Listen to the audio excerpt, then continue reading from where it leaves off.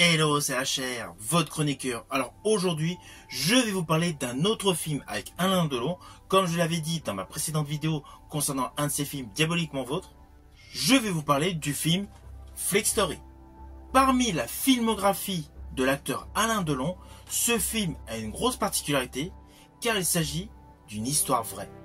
Alors oui, Alain Delon a joué dans plusieurs adaptations d'histoires vraies, mais par rapport à la totalité de sa filmographie, le nombre de films issus de personnages réels est assez minime.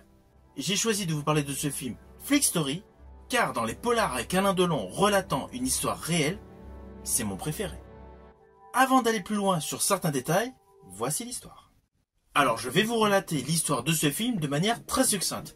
Nous sommes en 1947, il y a un grand criminel, Émile Buisson, interprété par Jean-Louis Trintignant, qui effectue des braquages, qui effectue des meurtres. C'est l'ennemi public numéro 1 en France, et la police décide de mettre à ses trousses le policier au tableau de chasse le plus impressionnant, c'est-à-dire Roger Borniche.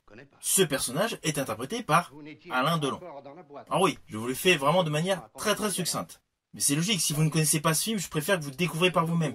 Surtout que comme c'est une histoire vraie, c'est assez facile de tout de suite connaître le dénouement. Mais je préfère que vous le découvriez par vous-même. Alors sachez que ce film est l'adaptation du roman autobiographique du policier Roger Borniche. Alors ce film est réalisé par Jacques Deray, et justement, sa réalisation est stupéfiante et étonnante. La chasse à l'homme proposée par Jacques Deray est captivante. Le film est totalement haletant. On est vraiment dans la lignée des plus grands films américains où il y a une chasse à l'homme, avec une enquête judiciaire derrière. Car n'oublions pas que, outre le fait de cette chasse à l'homme, il y a toute une toile de fond donc, avec des faits divers réels et surtout une angoisse grandissante au sein de la population. C'est parfaitement démontré par les différentes réunions de travail du chef de Roger Borniche dans l'histoire.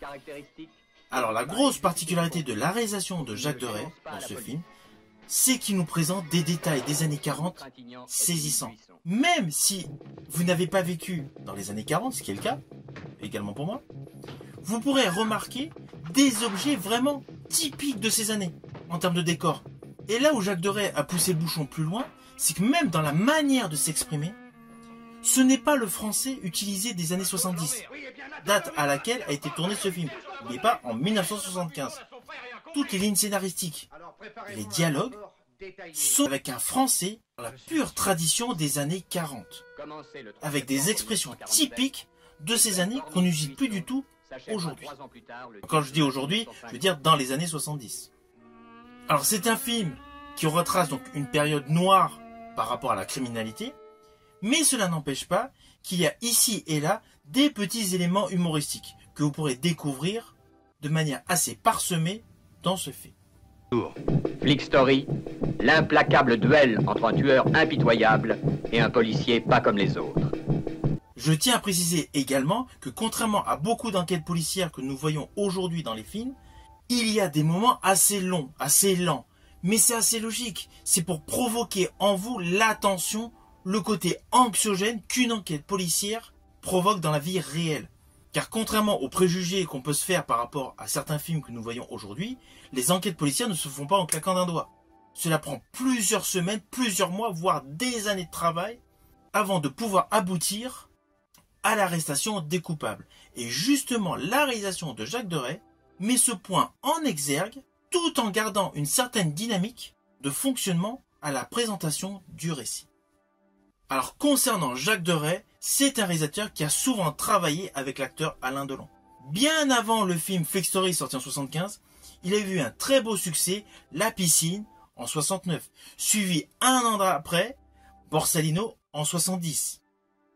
Alors Jacques Deray a tourné beaucoup de films avec Alain Delon, mais dans les plus remarqués, il y a eu Le Gang en 1977, Borsalino & Co en 1974 et en 1993, Un Crime. Naturellement, vous avez remarqué que principalement le réalisateur Jacques Deray a tourné avec Alain Delon des polars. Commencé le 3 septembre 1947, le duel Borniche-Buisson s'achèvera 3 ans plus tard, le 10 juin 1950.